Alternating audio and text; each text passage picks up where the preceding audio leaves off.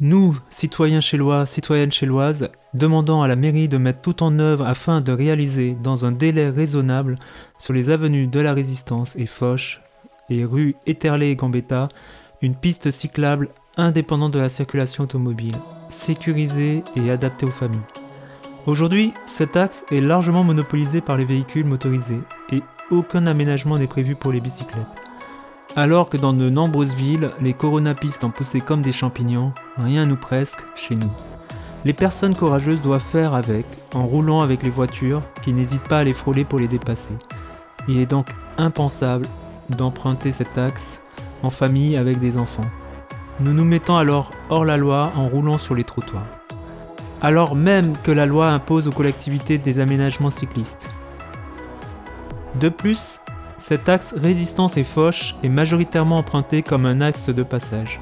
Une autoroute urbaine en somme, avec les nuisances sonores et les pollutions de l'air qui vont avec, dégradant ainsi notre cadre de vie. Il faut réfléchir à l'aménagement de pistes cyclables sécurisées, et non un simple marquage au sol, pour aller vers les écoles de la ville, vers les équipements sportifs ou vers les bords de Marne.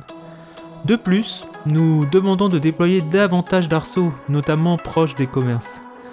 Une meilleure indication des parkings, ceux de la gare et du marché, des places disponibles et du tarif de stationnement permettront de réduire le désagrément pour les automobilistes. Compte tenu de l'urgence climatique et de la transition écologique, il est primordial de développer les mobilités douces dans notre belle ville.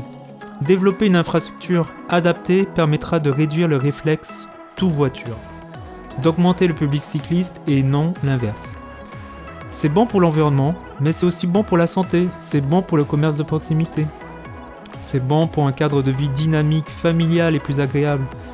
C'est pour tout cela que nous demandons à la mairie d'être exemplaire sur ce sujet et, en concertation avec les riverains, les commerçants et tous les Chélois, d'agir vite et bien pour un centre-ville de Chelles apaisé et adapté aux mobilités douces.